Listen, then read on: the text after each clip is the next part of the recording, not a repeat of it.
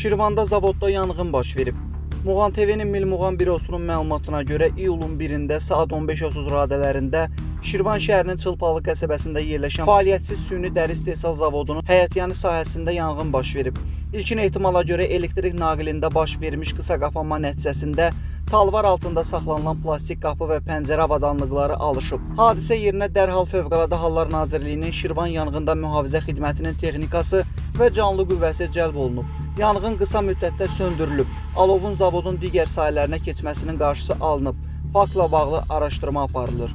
Mirsahib Rahiloğlu, Muğan TV, Şirvan.